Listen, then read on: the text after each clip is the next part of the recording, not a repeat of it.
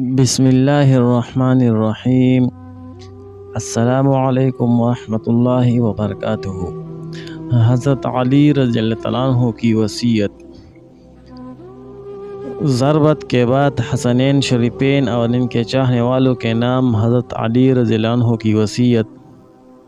میں تم دونوں کو خدا سے ڈرتے رہنے کی وصیت کرتا ہوں اور دنیا کی طرف مائل نہ ہونا، خواہ وہ تمہاری طرف مائل ہو، اور دنیا کی جو چیز تم سے روک لی جائے اس پر افسوس نہ کرنا، اور جو بھی کہنا حق کے لیے کہنا، اور جو کچھ کرنا ثواب کے لیے کرنا،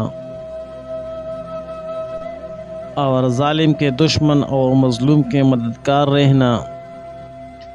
میں تم دونوں کو، اپنی دوسری اولادوں کو، اپنے کنبے کے افراد کو، اور جن لوگوں تک میرا یہ نوشتہ پہنچے ان سب کو وصیت کرتا ہوں کہ اللہ سے ڈرتے رہنا اور اپنے امور کو منظم رکھنا اور باہمی تعلقات کو سلجھائے رکھنا، کیونکہ میں نے تمہارے نانا رسول اللہ صلی اللہ علیہ وآلہ وسلم کو فرماتے سنا ہے کہ آپس کی کشیدگیوں کو مٹانا عام نماز روزے سے افضل ہے۔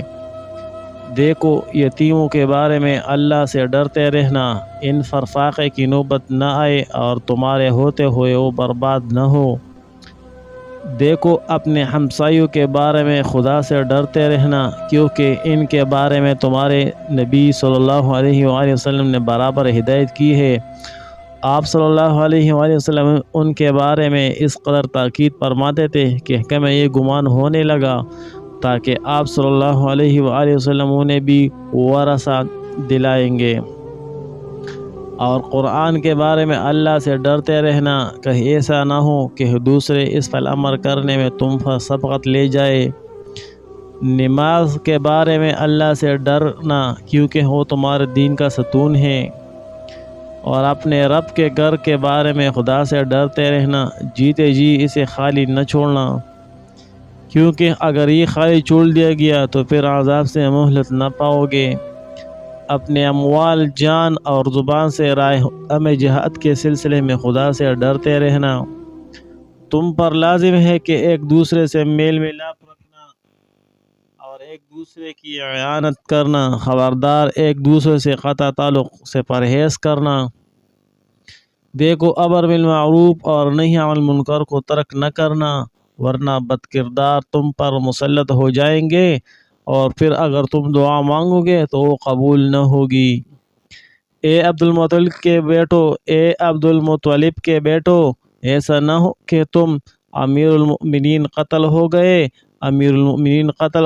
کہ نعرے لگاتے ہوئے مسلمانوں کے خون سے ہولی کھیلنے لگو۔ دیکھو، میرے بدلے میں صرف میرا قاتل ہی قتل کیا جائے۔ دیکھو، اگر میں اس ضرب سے مر جاؤں تو تم اس ایک ضرب کے بدلے میں سے ایک ہی ضرب لگانا اور اس شخص کے پیر نہ کاٹنا، کیونکہ میں نے رسول اللہ صلی اللہ علیہ وآلہ وسلم کو فرماتے سنا ہے کہ خبردار کسی کے ہاتھ پیر نہ کاٹنا، خواہ وہ کاٹنے والا کتا ہی کیوں نہ ہو۔ وآخر دعوانا ان الحمد للہ رب العالمین۔